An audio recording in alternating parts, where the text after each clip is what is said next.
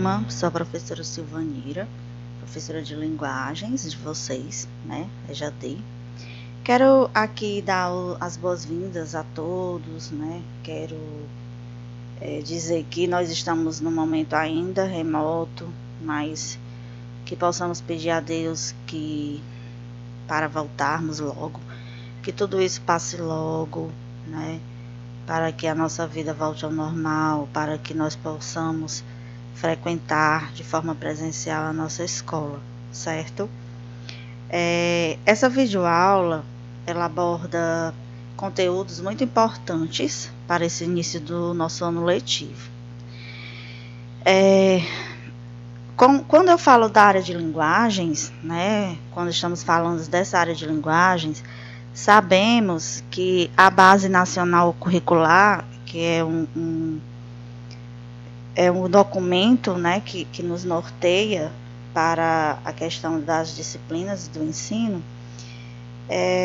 ela considera que essa área trabalha os conhecimentos relativos à atuação dos sujeitos em práticas de linguagens.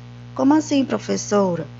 Trabalha a questão da comunicação humana, né, a escrita, a modalidade formal e informal da língua, né, que algumas situações de comunicação exigem, bem como o estudo das regras gramaticais e também a literatura, né?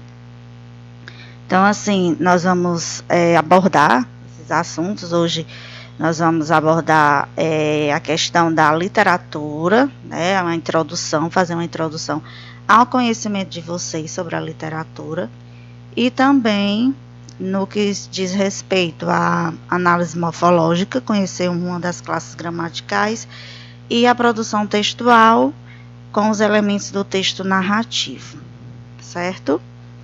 Mas antes de começarmos, eu queria pedir que vocês fossem lá no nosso canal do YouTube, no JAF Conecta, né?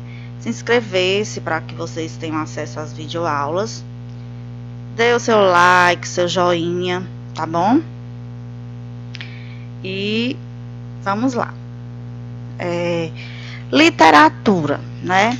Professora, o que é literatura?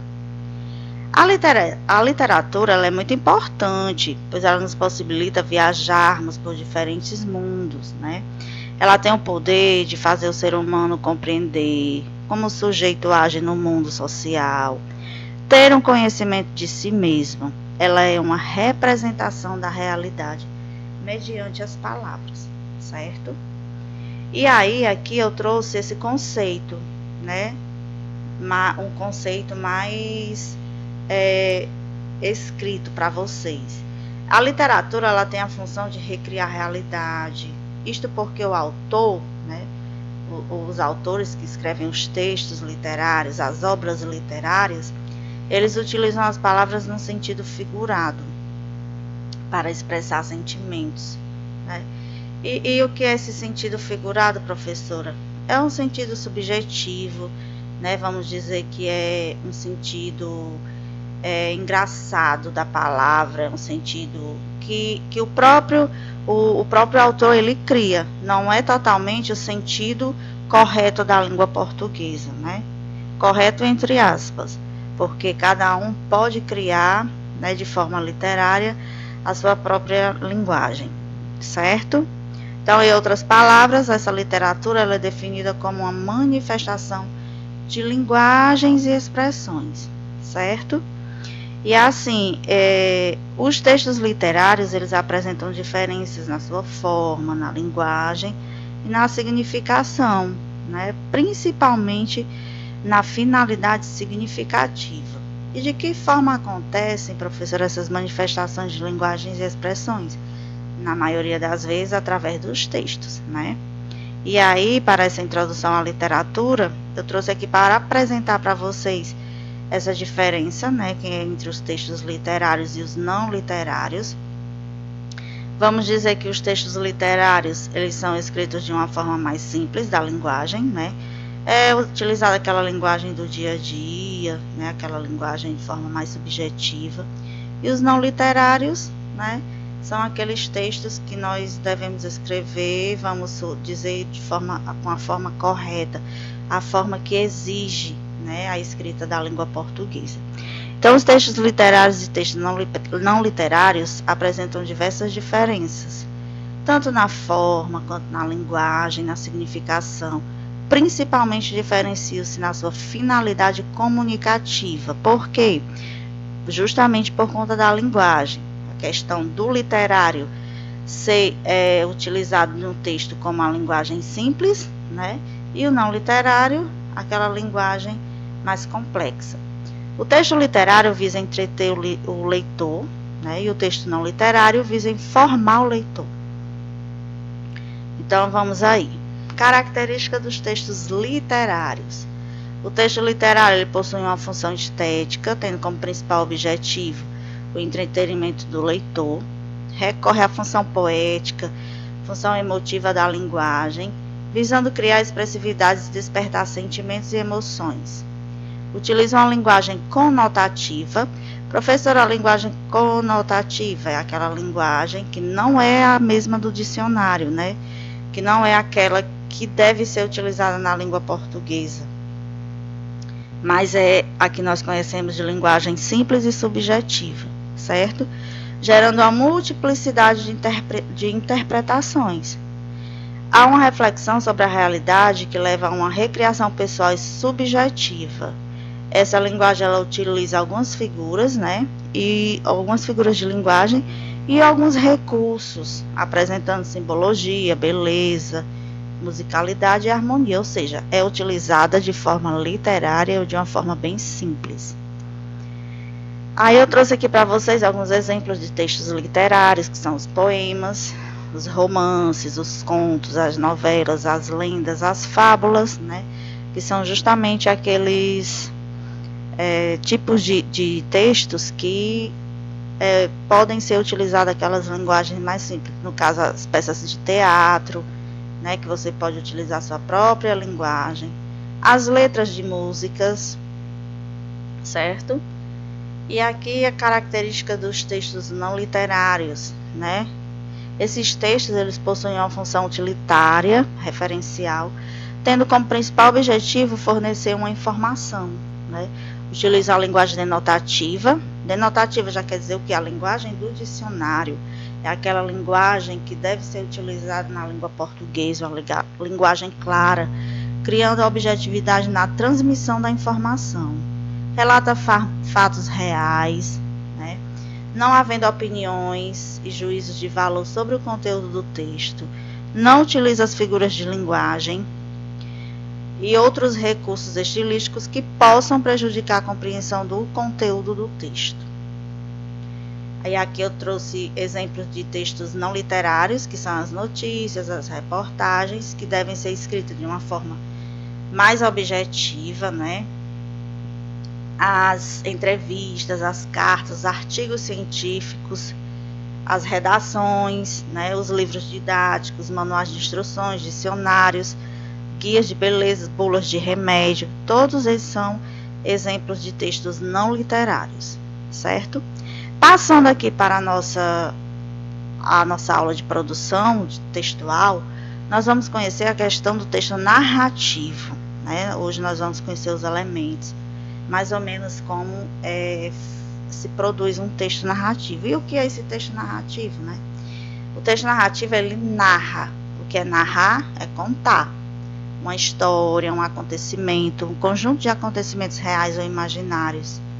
E aí, numa narrativa, nós distinguimos os seguintes elementos, que são eles o narrador, né, a ação, personagens, o tempo, o espaço. Todos esses elementos, né, eles são de um texto narrativo. Então, quando você vai escrever uma narrativa, você precisa, né, colocar esses elementos no seu texto. O texto narrativo é um tipo de texto que esboça as ações de personagens em um determinado tempo e espaço. Geralmente ele é escrito em prosa e nele são narrados alguns fatos e acontecimentos do nosso cotidiano, certo? Alguns exemplos de textos narrativos, que pode ser o romance, novela, conto, a crônica, a fábula, né? E a narrativa, como todo tipo de texto, possui uma estrutura. Primeiro, né, no início, esse texto ele deve conter uma apresentação, e aqui nós temos o conceito do que é essa apresentação, né, também chamada de introdução, e nessa parte inicial o autor do texto apresenta os personagens, o local, o tempo em que acontece, né, que se desenvolverá a trama. Temos aqui o início o meio do texto, que nós chamamos de desenvolvimento, né? Nessa parte da história é desenvolvida com foco nas ações dos personagens, né? O que é que os personagens fazem, quais são as ações deles dentro daquela história. Depois do desenvolvimento, nós temos aqui o que nós chamamos de clímax. Esse clímax é a parte, né, da história que designa o momento mais emocionante, aquele que chama mais a atenção do leitor. E nós temos o desfecho, que é conhecido como final, também chamado de conclusão. Ele é determinado pela parte final da narrativa, onde a partir dos acontecimentos, os conflitos vão sendo desenvolvidos. Ok? E aqui nós temos a função de cada elemento da narrativa.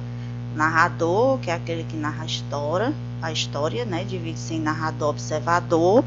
O narrador-observador, ele pode apenas escrever a história e não participar, certo? Que é aquele narrador que escreve a história em terceira pessoa, ele apenas conhece, mas não participa. E o narrador-personagem, certo? Que é aquele narrador que conta a história e também participa dela, pode também participar, certo? Aí nós temos aqui o enredo, trata-se da estrutura narrativa, ou seja, a trama em que se desenrolam as ações são classificadas em enredo linear e enredo não linear, certo? Ou seja, aquele enredo que pode ser de forma fictícia ou não, né? Pode ser uma história que é baseada em fatos reais ou não. Os personagens são aqueles que compõem a narrativa, sendo classificados em principais, né? Que são os protagonistas e antagonistas, certo? E os personagens secundários. Essa questão aqui dos personagens protagonistas são aqueles personagens principais da história, o protagonista e o antagonista, aqueles que participam mais da história. E os secundários são aqueles que participam da história, mas não têm uma certa importância quanto os principais, certo? O tempo, né, que está relacionado com a marcação dentro da narrativa, é quando acontece a história, e o espaço onde acontece aquela história. Então, todos esses elementos têm que ser colocados no seu texto, certo? Por exemplo, a história aconteceu em um jardim, né, na parte da manhã. Então, qual foi o tempo? Foi pela manhã. Qual foi o espaço? Foi o jardim, certo?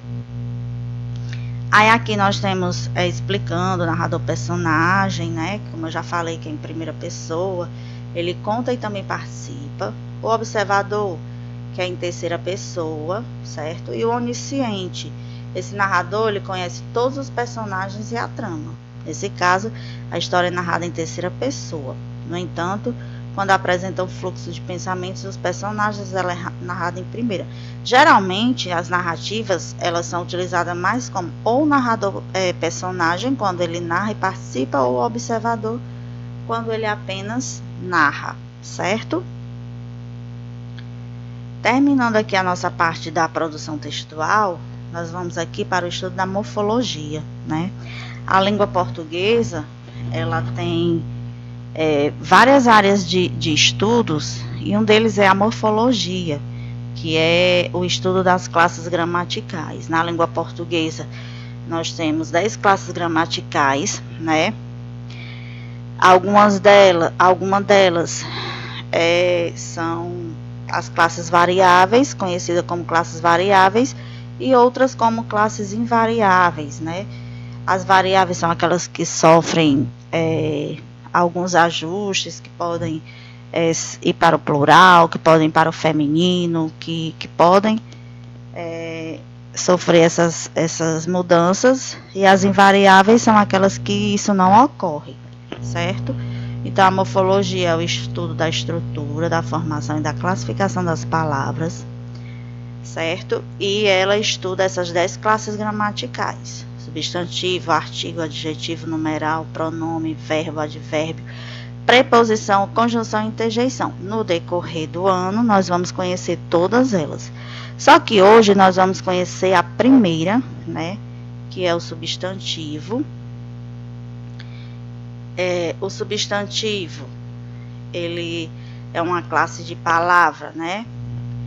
Que é a classe da palavra que nomeia tudo que existe, né? O substantivo é tudo que dá nome aos seres: cadeira, escola, mesa, livro, caderno, certo? A tudo que você vê, que você ouve, que você sente ou imagina, certo? Então, o substantivo é tudo aquilo que tem existência, que tem substância, ok? Aí aqui eu trouxe alguns exemplos: casa, avião, grito, música, felicidade, amor, tá certo? Esse substantivo, ele faz parte da classe que eu falei anteriormente para vocês, da classe das palavras que nós chamamos de variáveis, porque eles sofrem algumas alterações, tá certo?